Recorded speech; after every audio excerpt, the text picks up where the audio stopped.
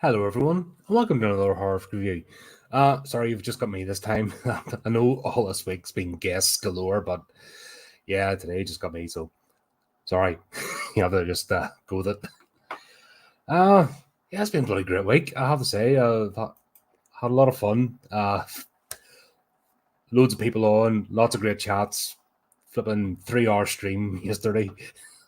That could have went on for ages. We had to actually just cut it at some point because I had to be on another channel, but anyway, all good. Hopefully to be repeated. There's still more coming this month.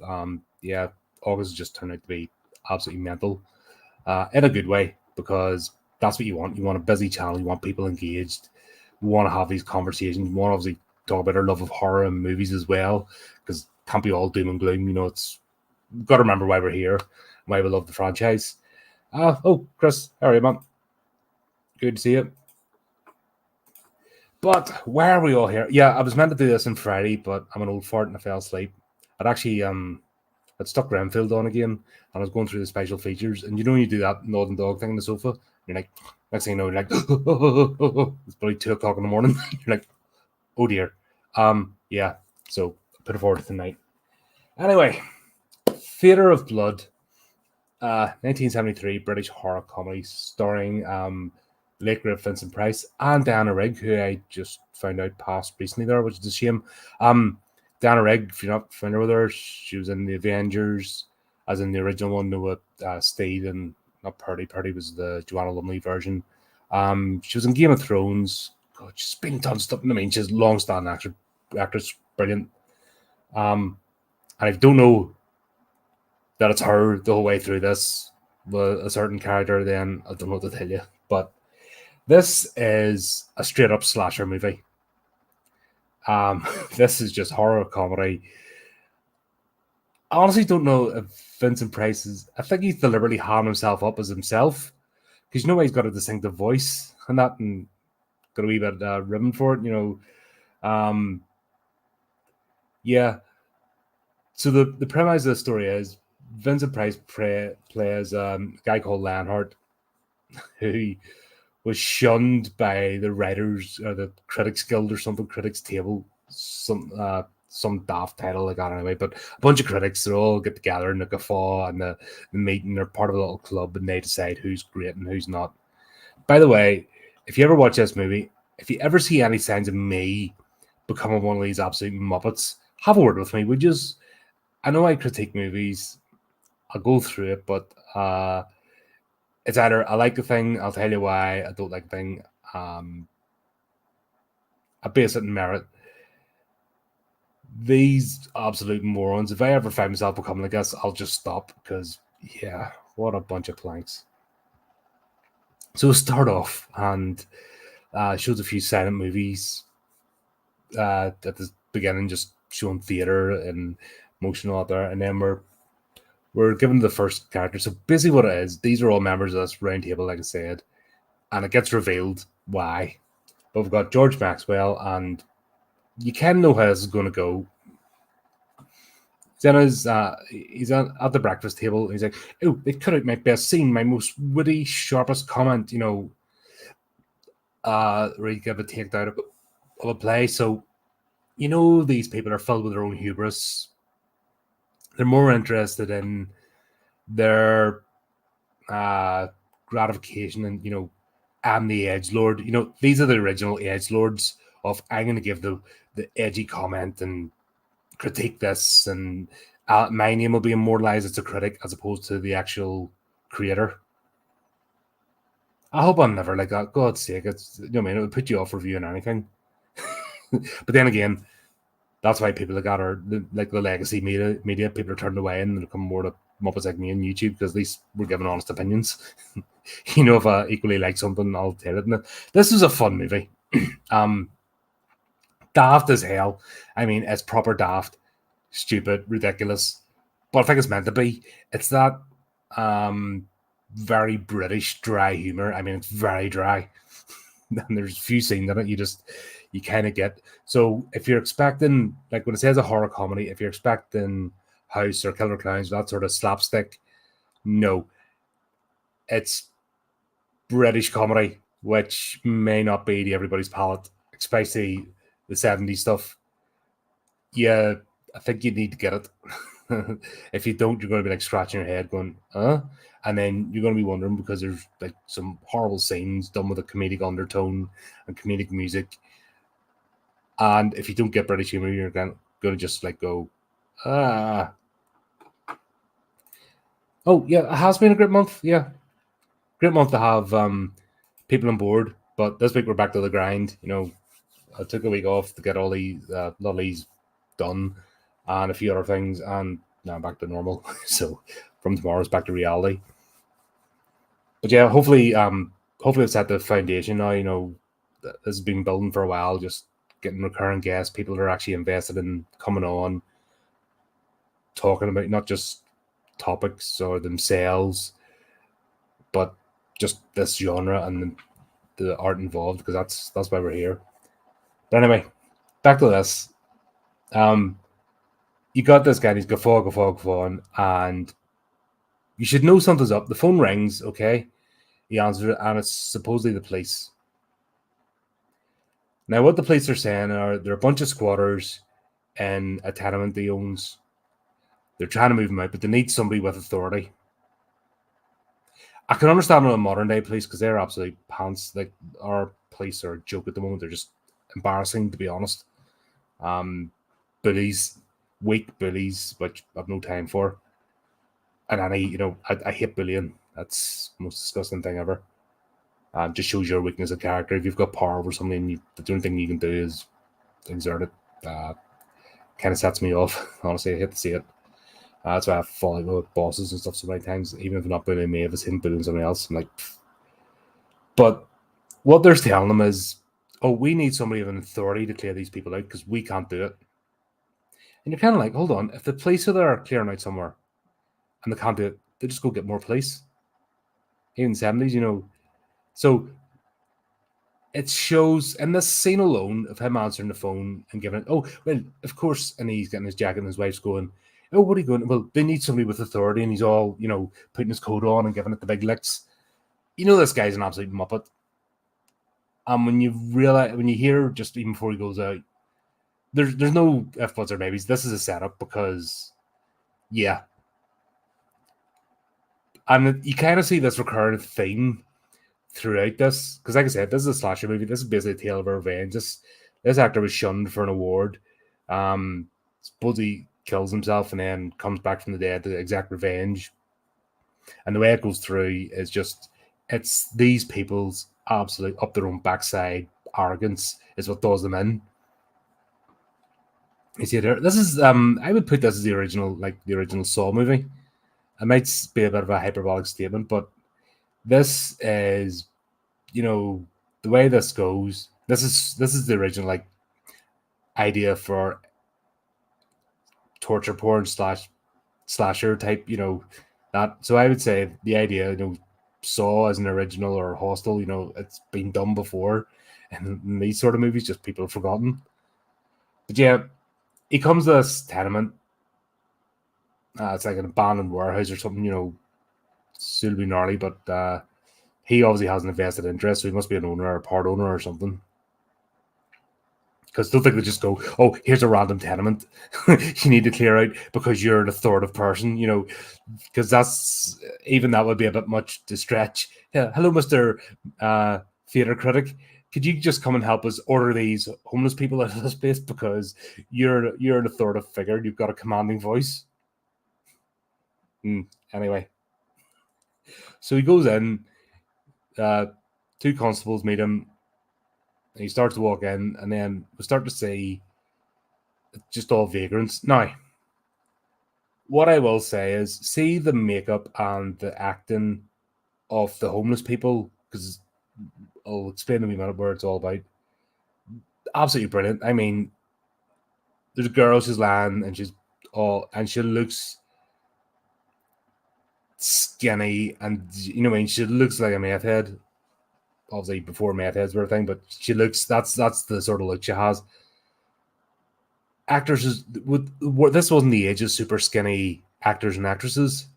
You had people with curves, normal bodies. just lucky. They had very attractive, they were attractive, like a natural beauty, which kind of miss about today's plastic generation. You do some of the old school like movies, and you see natural beauty. It's appealing. Where today's fake bleach, Botox, fake eyelash, fake tan, fake everything. Just you may as well be looking at Barbie or Ken. It's that sort of thing. But anyway, just the makeup and the way they've portrayed them, and you'll see later scenes, like these people are good, the actors, the way they've portrayed this sort of homeless group of homeless people. But yeah, George quickly realizes something's up.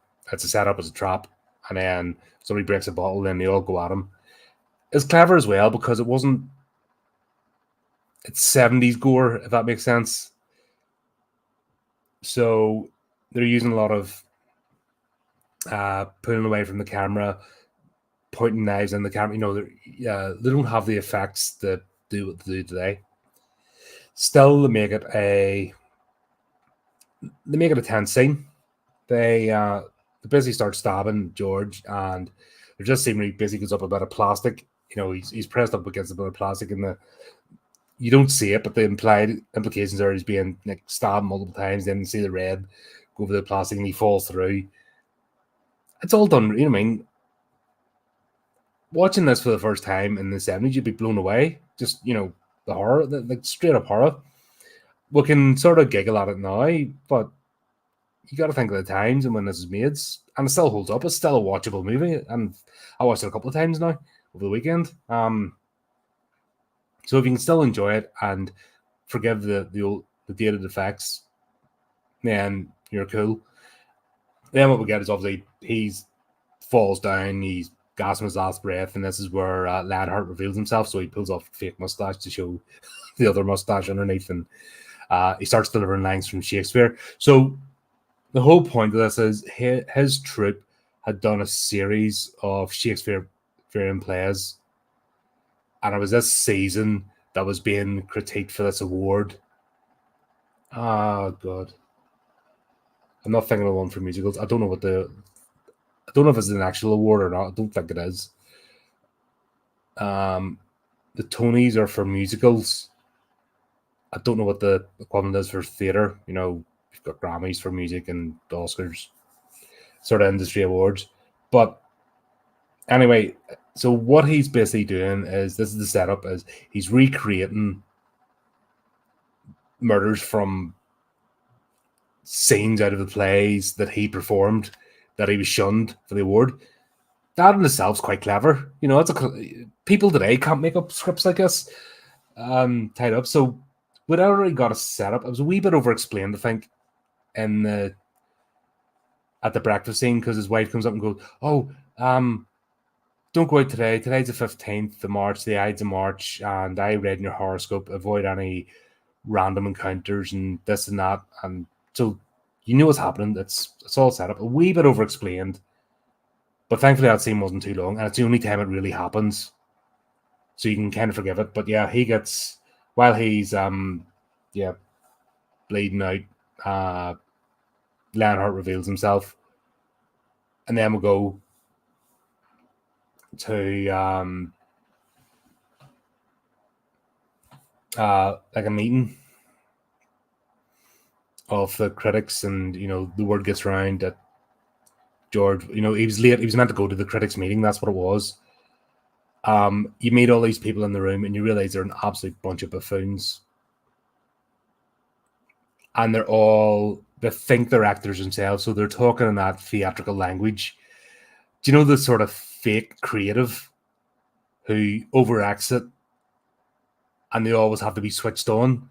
I talked about in previous podcasts, about creativity, that when to step in and out of character, if that makes sense. So if you're playing a particular character, or you've got a persona for being online, then you have got to know when to switch that on or switch it off, or else people get exhausted because they don't know the real you. And everyone, person's guilty of it, say modern days.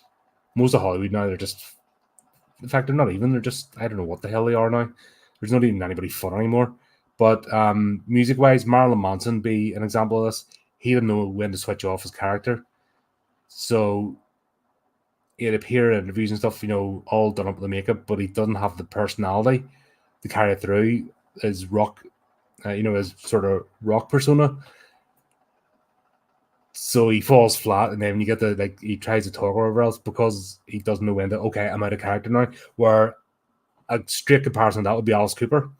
Alice Cooper knows when to dick it up for the theatrical and the performance, and then he takes it off and he becomes normal bloke when he's talking to people. So therefore, he becomes more relatable. Bruce Dickinson out of Iron Maiden, when he's screaming and running about and being a lunatic on stage, that's fine, but he dials it right back down, instantly normal person again. So it's that stepping in and out of character. The only one I say decent now is Henry Cavill. He can do it. Gary Oldman, he doesn't really ham it up too much. Yeah, I was never a fan of Daniel Day-Lewis. I never really, just never got into him as an actor. But yeah, this is, so you get what I'm coming from. These are the sort of people. They're always switched on. They don't know when to step out, and they're all lovey-dovey around each other. They're all putting on a performance. They're so fake. So you've instantly no sympathy. The only one you have reasonable sympathy for is Devlin. He's like the head of the group, and he's the only one that isn't putting on, like, he's level-headed, and you see after it the movie, everyone else is all lovey-dovey and darling and blah blah blah, but he's actually, okay folks, down to business, and he's taking control. But like herding cats, he's like trying to get these people like sort of organized, and then they're trying to vote as do they carry on the meeting without George, and everyone's faffing and blowing, and then the news comes in. What's happened to him? Oh, the time scale's a wee bit messed up in this movie, I'll say, because between things happening and it getting reported, even today it doesn't come out that quickly. And the fact that reporters get to go to crime scenes to get us ambiance so they can write a better report is a bit mad. But I think last movie you gotta suspend disbelief and understand what it is. It's it's meant to be goofy and over the top. It's a comedy. It's just a very dark one. But then we'll have they sort of split up, go their separate ways, and then we'll get the second one, Hector. He is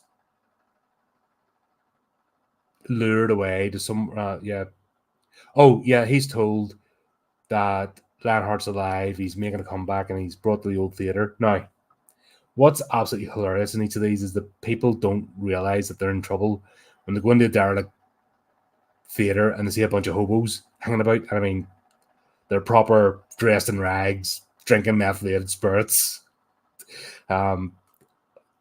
Yeah, they've went that far with it.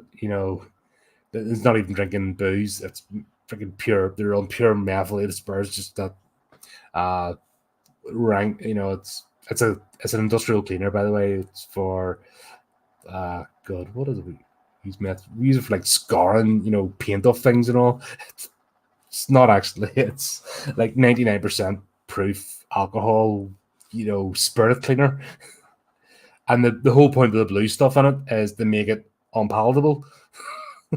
There's another one, white spirit, which because the blue stuff can sometimes leave a stain on things, you got white spirit as well. But the method spirit, that was always a joke. Like, you're proper, like, that's in the gutter.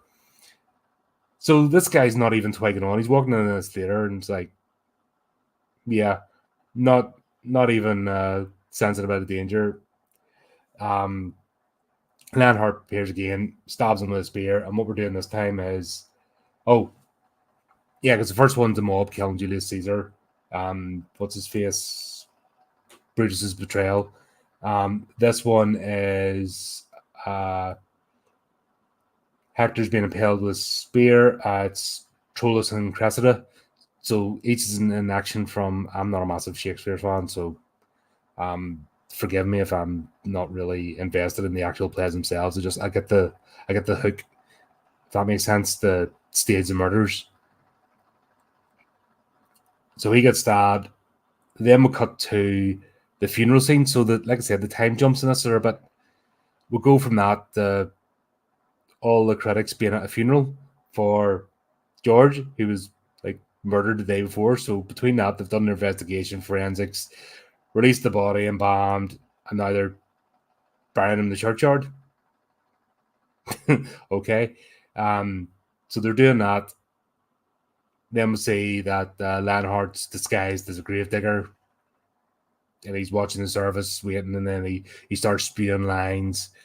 And then next thing you know, a horse starts galloping down the path towards the church where everyone's gathered, dragging the body of Hector, because that's reenacting scene, stab with a spear, drag with horses, that. And then that's when everyone's like, oh, right, there's something to this. And what was this one he said? Yeah, he's meant to be a mourner, not dead. Like, just that.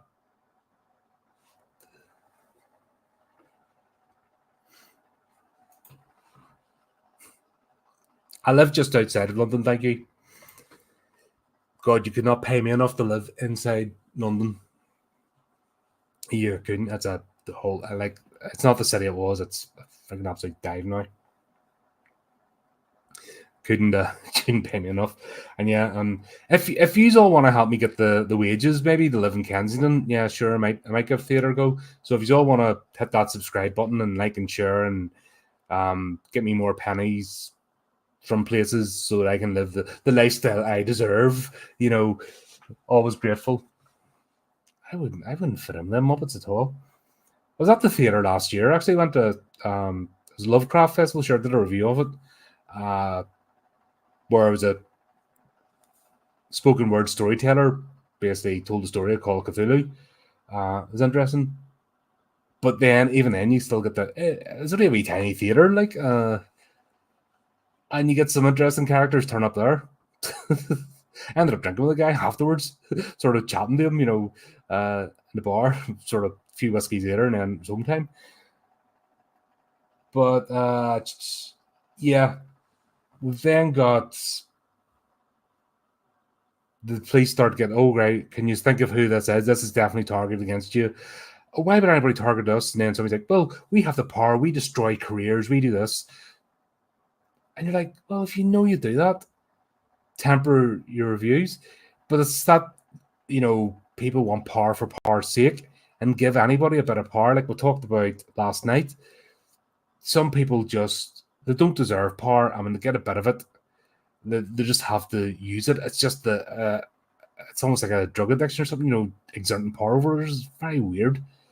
But it kind of says more about that person that they need to do that. But this is what they do. They exert power. They decide who's thinking. They destroy careers, so they understand. They have that and they revel in it. But then they're shocked that somebody would actually be that incensed and angry that would actually hit back at them. Does it sound a bit like modern Hollywood at all? This just plays out modern Hollywood, just through the lens. It's such a parody that it's true. The next one is absolutely mental. So we've got Horace. He's the next one, and this trunk gets left delivered to their house. I'm gonna see it in the theater afterwards, so we know it's a part of the plot. It ends up in their bedroom, and they can't shift it or move it. And well, just leave it there, go to bed. Like, how the hell? They obviously have servants, which we find out, and so they could have got a couple of people to move it if really felt the need. But anyway, the plot wouldn't have happened otherwise. This has to be the most twisted, funny, weird scene in this movie. So Horace and his wife are sleeping, and there's a little latch opens up. So big Trojan horse, latch opens up, up pops the lid, and Lionheart and his assistant, who's his daughter, because you can just tell, it's a fake mustache and stuff. It's so hilarious. But anyway, they're there and come up to the side of the bed. He's got like a doctor's scalpel and stuff on. Out with the sedative, sticks his wife in the bum with it, and she's like, "Oh," for like a real comedic, "Oh," and then goes into slumber. He puts this thing around him, like a barber's thing, but it's when he starts talking like Doctor Right, lipstick, and he starts drawing the line and scalpel, starts basically decapitating Horace while his wife's in bed, and oh, Bull, I said Bull, the cat's the blood. And we get this weird scene halfway through while he's decapitating this bloke who's like, "Oh, you're snoring, you're snoring." And she jabs him again with sedative, and you're like, this is bonkers. And the play has a comedy music as well. So it's playing the comedy music while a guy's getting bloody beheaded next to his sleeping wife. And you're just like, yeah, this is the movie for me. This is just mad. Yeah, you just, from that scene onwards, this is absolute farce, just over the top horror. So I'm sure it was pretty shocking back in the day. I'd need to look up what the actual reviews were, but I'm pretty sure this would have had a few people squelching in their seats, going back in the 73. This is made in, so you can picture even those 70s were a bit loose. This kind of stuff was out there. So there you go. Comes in the maid comes in the morning with the breakfast, and she squeals because she sees all the blood, and Horace laying there, obviously dead because of the grey pallor. His wife wakes up. Yeah, don't get me wrong, this is a fun movie. It is. It's really dark comedy. It's Breaking Bad type of dark comedy. If that makes sense, with a real, obviously, horror. See, I'm just saying that for its time, this is bound to have shocked people. Without a doubt, because you can kind of laugh at the effects, but the idea behind this, and no, I'm not saying a remake should be done because we don't need that, but if it was made with modern effects and the same sort of thing, yeah, you could see this going over the top, but don't ever remake this. It doesn't need it. This is still watchable today and still enjoyable, and you can have a laugh, and even with the effects, you can get a wee bit of a because the idea is there. Absolute madness. So the scene where the maid faints because she sees him dead in the bed, and then the wife wakes up, she screams, knocks his head off the bed, and then the maid's laying on the ground, she turned around, and she just goes, ah! The overacting in this is absolutely brilliant. I mean, it's borderline ridiculous, the overacting, and I genuinely think it's done deliberately. I think it's done deliberately to highlight the stupidity of theater oafs. These type of people. It's a parody of the theater circuit, and you could almost say the general acting circuit and the critics, and we're seeing played out today. So that's the kind of parody of it. And to be honest, this wouldn't get made because it's too self-aware and it's too close to the knuckle. Hollywood wouldn't allow it. Well, it wasn't made in Hollywood anyway, it was made in England, but this would not be allowed to be made today in its, current theme, because these folks can't take criticism themselves. But the fact that, Vincent Price, good sport, playing this actor as well, kind of shows him that he's not, he was a bit of a diva back in the day, I believe, but he's able to self-depreciate enough to play a role like this. So you gotta give props to the guy. There's a reason why he's fondly remembered. What have we got next? Sorry, I'm going through because this is just right. There's like about 12 murders in this. Honestly, it's just boom, boom, boom, boom, boom, and before you get a chance to breathe from one scene, we're straight into the next one. So it's fast paced. That's what I'll give it. This movie is for a 70s movie, because normally they're so slow, there's so much tension, and you get this, but this is not. This is, like I said, this is one of the earliest iterations of a slasher movie you can get. So you picture that pacing, but in the 70s with 70s technology, and yeah, you could picture people coming out of the theater, a wee bit, oh, bloody hell, what did I want? You know what I mean? You could picture that. You could almost picture Exorcist type reactions, but with a different tone. Yeah, I think that's, you know what I mean? This is I don't know why people don't talk about it more. This is definitely a classic. It's definitely up there. If you saw when I was doing the stream with Dale, I'd been to the discount DVD or Blu-ray and DVD store, and I happened to pick up these two. And like, whoa, let's do that. I need to do that more often. Actually, I need to start going down to now that I realize places are still open. I need to start going down and get more DVDs and Blu-rays. They're going to be bargain bins and stuff, because that's where you find the hidden gems. Because streaming only does so much. What have we got next? Yep. So that was the reenacting Trolls and Ticada. This was basically Stephen Troughton and Cymbeline. Then we got Trevor, and this is where there's a funny scene afterwards, but we have the police now are in full alert. Like, somebody's after all yous. Don't go anywhere without a police escort. And then we see seeing Trevor is in a cafe. Lovely lady coming down, doing all the poses. We've got the go-go boots and all that kind of stuff. And she's all like, oh, I'm so... and this is where the timeline's a bit messed up, because in the scheme of the movie, this has just happened. But she appears to go, oh, I'm dreadfully sorry to hear about your friend. I just read in the papers he's, been murdered. But he's gonna review our play. We're a troupe of amateur actors. Could you? He said it would be so dear if you could take his place. As if all this would have happened. Anybody else who wasn't up their own backside with their own hubris would have seen through the subterfuges within like half a second.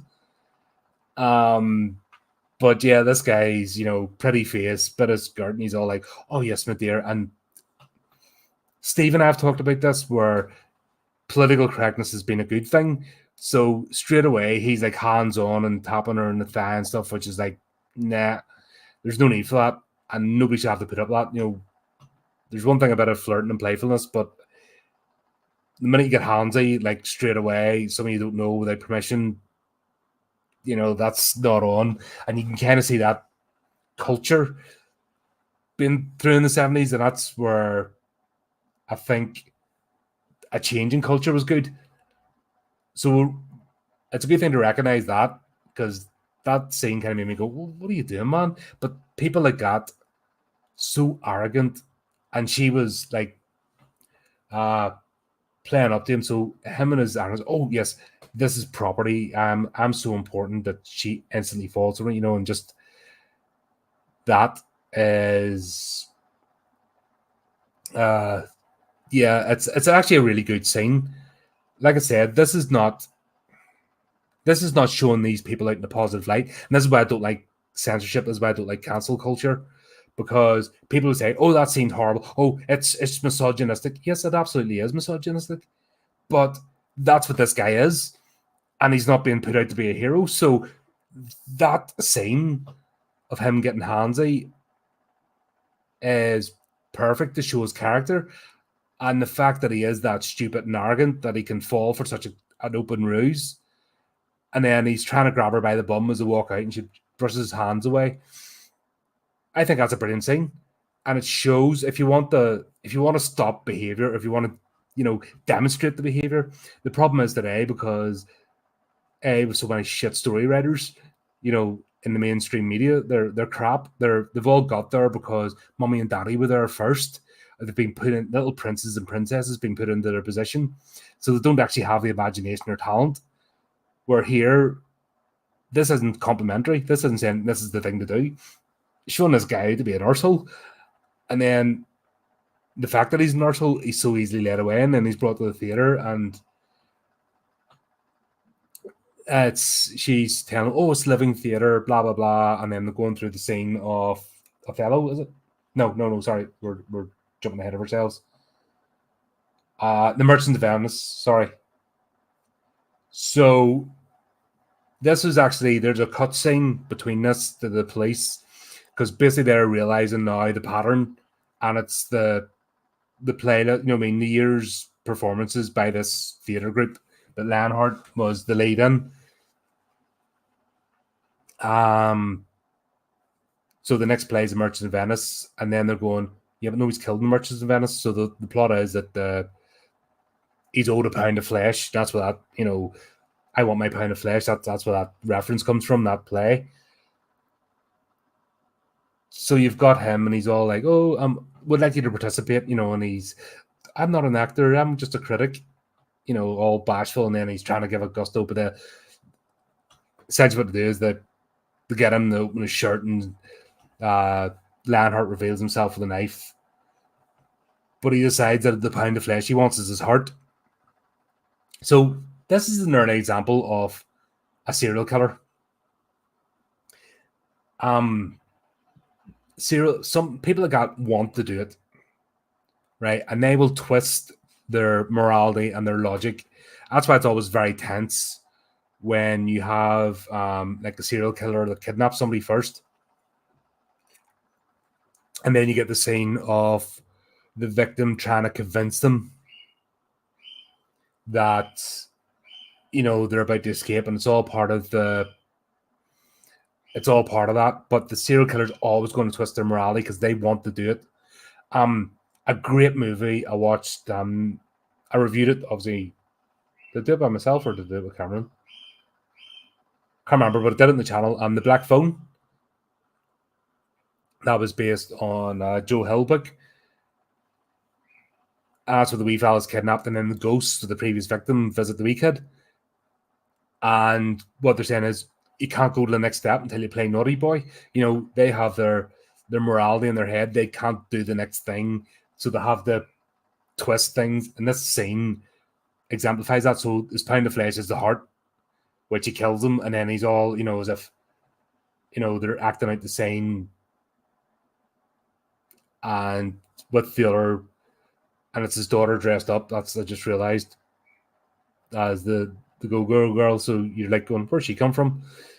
They're acting out the scene together, and he's like, oh, this is 1 pound 2 ounces. He cuts it off, and she plays it. Is the master satisfied? And he I am indeed. You know, they cut the scene, and then they post the heart to Devlin, who's the only one playing the level-headed guy, which is, once again, that's indicative, I think, of like creatives. You've got all the creatives doing stuff, but you have to have that level-headed person. You have to have that balance between your creative energies and the knuckle down and doing the work bit.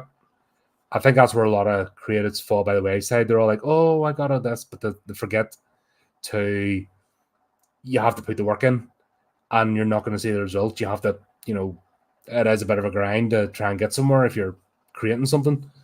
That's why a lot of people, you know, start and fail. And that's why I'm saying, if you're going to create, don't always think money, profit, living. Creating something for the joy of creating's got its own reward. And if you can get that balance and then happen to get to a stage where you're even partly compensating for the expenses you put out, like a lot of people with hobbies do, crafts people, their hobbies making arts and crafts, but they'll sell them at fairs to try and get the money back so they can invest more in their hobby. That's a good place to be in, you know, and a lot of people, if you get there, you're very lucky. Then obviously everything's pyramidal, so to top of the apex, obviously people that make very good livings out of being a creative. But where I'm going with this, yeah, so Devlin's the level-headed one, and he's kind of shown that side of things.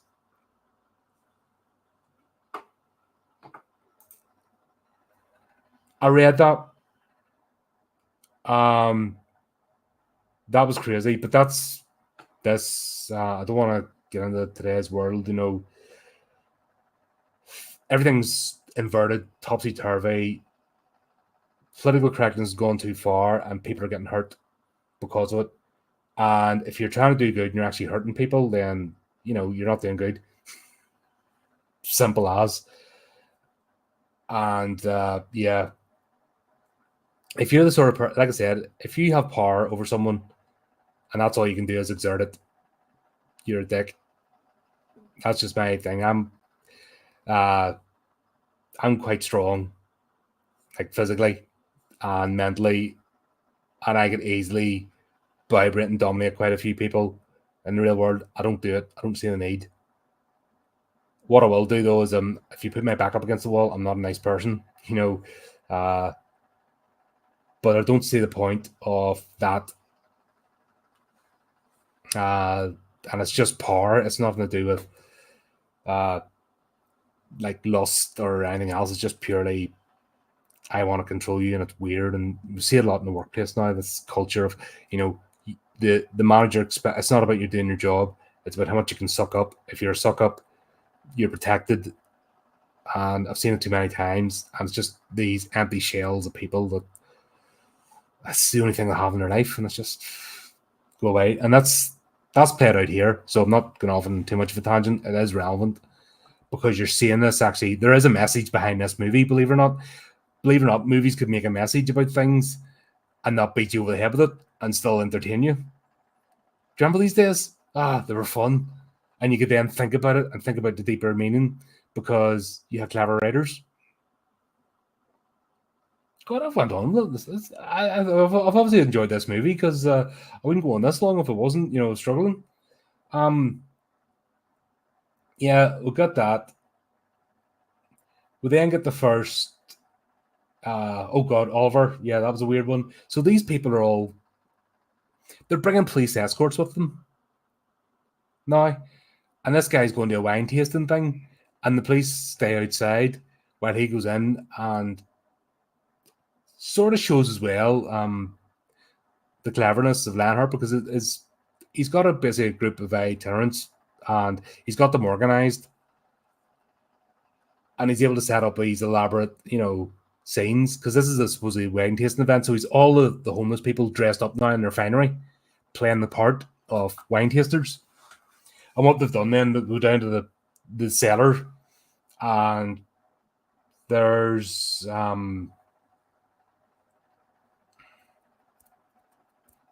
what is it? Lionheart, sorry, I forgot his name there for a second. He's there dressed up, and then they're busy reenact the scene of Richard III, where the Duke of Clarence is drowned in wine. And that's what they do. They basically dunk him into a barrel of wine and knock it up. We don't see what happens to that barrel, so I don't think the barrel ended up anywhere. We get no mention of that one, which was strange. But the fact that the police officer's outside the door and he just goes in and that happens. Yeah. This is when Devlin, he's going to, his fencing match, and this is where Lionheart reveals himself as his, he's a fencing partner, and then they reenact the fencing scene out of Romeo and Juliet. But he doesn't kill Devlin. He's like, I'm going to come back for you at some point. Because he obviously has plans for him. In fairness, that scene, they give Devlin gives his own, gives as good as he gets. So, pretty decent, but Lionheart outmatches him, which cool fencing. We tried that once or twice. Flipping hell, that's rough. That's a super physical sport. People don't realize it.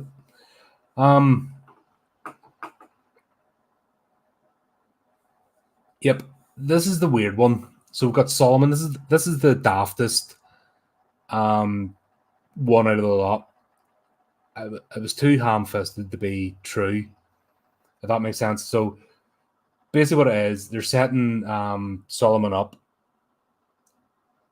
They're setting the scene of Othello, where Othello basically murders his wife out of jealousy. An anonymous phone call goes into Solomon saying, I'd advise you to go home and see what your wife's up to. And then just as he's coming in, we'll see Lionheart's character. He's dressed up as him. He's all like, cooey, and she's like, hello, out the window, like broad daylight. But But he's a masseuse. He's pretending to be a masseuse. Apparently, he's been coming here for weeks. But they set it up that Solomon just goes into a blind rage and he sees us, and then they lock a bedroom door and get her making noises, and it's that sort of slapstick. It's like Carry On comedy, they're pretending to have sex, but they're not, because he's actually massaging her, and then he creaks the bed to make it as if stuff's going on to set him off. And he just smashes through the door, completely ignores Lionheart, who's standing there, and goes straight for her. And then he whispers in her ear, "Oh yeah, I'm not the only one she's had." And then he just like murders her there in the spot. And you're like, really? It's that easy? Like, you wouldn't have went for him? It just the whole it was too ridiculous. I know there were I think they could have picked a better play. They could have picked something else. What is it? Winter? I don't know. They could have picked something else apart from that. That was not done well. So out of the whole movie, it's the only scene I didn't like. I just thought it was a bit too over the top and didn't really lend anything. Yeah, it was just badly done. They could have actually done without his character, and actually reduced that. Could have done something else with the time. It didn't really add to anything.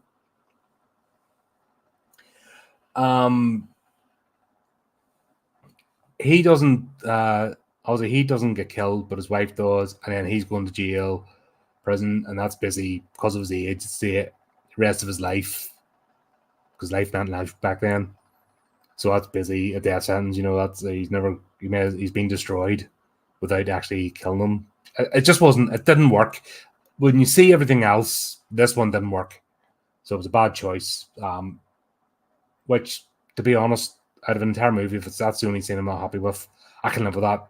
You can kind of gloss over it, man, because this is fast paced, so it's not slowing down either. So it's not like it's all lingering in the scene. It just happens on the next thing. This is where we've got Meredith. Now, we've seen him through it. He's got his 2 poodles, and there's babies, and the poodles are done for. The way he's gotten on about it. And they already mentioned earlier on that that one of the plays was Titus Andronicus, where Queen Tamora is fed her children. So you see the parody, it's coming. But the way they do it is absolutely crazy. The way they set this up, because now we've got all the police. They're not just like one outside, like they're convoys of cars. So what Lionheart does is he gets a mask of himself and puts it on one of the homeless guys, and he details his plan. So what we'll have then is all the police are outside Meredith's house, and then the fake Lionheart drives past in a black taxi, and then they all give chase. Like, they leave nobody behind in the house. All of them just scramble and chase after the black taxi. Keystone Cops don't really cover it, and it's just absolutely ridiculous. But no sooner do they leave than a TV crew appears, and then you see Lionheart dressed as a chef and all the TV crew, and it's like he's almost like dun dun dun dun, dun tiptoeing, like Dick Dastardly type stuff. He may as well have had his cape on, going whoa, it's just that ridiculous. And then in this house, and of course, then we see a security corps van turn up, which is usually used for transporting money between like retail places. Don't know if they probably are still kicking about. That's a long standing company. Probably not needed as much now. But yeah, and then Meredith comes out and he's all, "Oh, babies, where are you, babies?" Giving all that. And you kind of know before they begin. And then the curtain opens, like, "Oh, you're on this." God, what was it called? Pretend it's some sort of TV show. I don't know if it exists or not, but he's like, "Oh, I always wanted to be on this," and they feed him a pie, and then they reveal that they've cooked his dogs and fed them to him, and then they force feed him. And, it was actually one of the sicker scenes, if that makes sense. But the whole setup for it was crazy. Like, this is proper over the top. So we're basically down now to just Devlin, and it's just how do they get him? because he's already met Lanhart. He knows he's alive. So his daughter, Lanhart's daughter, arrives, and then we get the backstory of what happened. So we get like a cut back in time. Oh, he explains during the fencing scene, but essentially, Lanhart was meant to get this award, or he thought he was, but yet all these critics throughout this is the bit I don't understand. They're giving him bad reviews for all his plays and for his acting, and yet he was still in the belief that he's going to get this Actors Guild award. And then after the award ceremony happens and they give it to someone else, they're all meeting afterwards, for an hour, we're going to dinner, blah, blah, blah. He comes in with his cape and he grabs the award. Do you know what? Actually, I could picture this in modern Hollywood. I could picture one of them empty-headed divas getting on like this. I was snubbed. It's the audience's fault. You don't like my movie. It's your fault. You're a blah, blah, blah, blah, blah, blah, blah, blah, blah. This is so, this was parody back then, but it's so close to the knuckle now. You just can't not look at it and go, yeah, okay, right. So he does this whole scene. Then his daughter appears and she's like, don't give them more reason to hurt you, father. And then they're like, oh, they're both mad. He goes out in the balcony and the overacting in this is ridiculous because she's like right beside him. And then he jumps and she's all like, ah. I like the proper swoon and stuff. She does it again later on. Like, we're played Diana Riggs because she's a good actress. You've seen her in plenty, and like I said, Tyrell, wasn't it? Marcella Tyrell in Game of Thrones. Like, she was amazing as that character. Back before Game of Thrones went shit, obviously. Her ending scene, where she admits to have like poisoning Joffrey was brilliant. Let Cersei know it was me. She's a brilliant actress, so this isn't bad acting on her part. I think this is done deliberately. Vincent Price, I think we know he's a decent actor. So this is all deliberately hammed up for the daftness of it. Yeah, so he does fall. That's the thing. It's not that he faked his death. He lands in the river, he washes up, and all these homeless people are like starting to strip him. But he wakes up, still alive and still clutching his trophy. And then they take pity on him, and then they all start clowning around him and giving him Methodist spurs to drink and they make him one of their own. And then he effectively ends up leading a cult. That's how it all comes about. So that was done well. The backstory as well was pretty decent. And the way it was done just fits in with the whole thing. But yeah, they started this absolutely ridiculous scene where we're going to put a police tracker in your car. We've got somebody in the boot with a radio. And yeah, it's just absolutely ridiculous. Only the 70s could do this. And the tracker's like this big black box with the button is going beep, beep, beep, beep. But the sound goes off whenever you close the glove box because you don't hear that through the glove box. I love the 70s, man. Such a great decade of just. I think what it was, the 60s was going through, like, 60s was quite reserved, but there was a bit of a fight back. The 70s are known as the psychedelic era, and that's where I think in cinema, that was the most experimental era. 70s, I think, is where they found the boundaries. They just anything went, and that's where all the whoa and everything was done. And this is an example of just pushing it out there. I think the 80s was more refined and fun focused. That's why I'll always have a place in my heart for the 80s sort of genre of movies. 90s onwards starts getting a wee bit. Yeah. 90s was the big blockbuster. Time of the big blockbuster sort of movie. And then into the 2000s, things start going wrong, I think. And then obviously we get, I think from 2010 onwards, that's where this degeneration in movies has happened. And it's so hard to, get joy out of filmmaking, watching movies anymore, and then all the baggage attached to them as well just takes you right out. You can't suspend disbelief because it's just not good times. Unless you're independent creators, and that's where the future is. Independent folks. So support your independent creator. But yeah, so this whole like really lavish scene of you've got a detective hiding in the boot of the car. He's got this, when he's talking on the radio, he has to pull the antenna out of the boot. Can you hear me? Yeah, receiving. And then he pulls the antenna back in. It's just farcical. But it doesn't mean anything because Lanhart's daughter pulls up. She agrees to meet him. Devlin tells her, oh, by the way, I've got a police tracker in the car, and the police are following us. I know I promised I wouldn't, but this guy's crazy. Okay. And she's like, let me drive. And then there's rag and bone men who they're busy part of the troop. So they bop him in the head, stick him in the horse and cart. She puts the tracker somewhere else. She drives off in the car. And that's when she's involved. If you didn't already. Because it's so obvious. But yeah, then you get the police are chasing, they find the tracker. Then they hear on the radio, oh, yes, I think we're stopping, and I hear a train. It's definitely a train. Cuts off the radio. So, blah.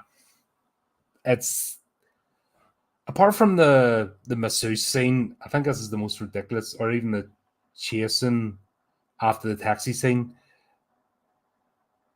Like, you need Benny Hill music playing. Like, I think if they put Benny Hill music, you kind of get this as a complete spoof.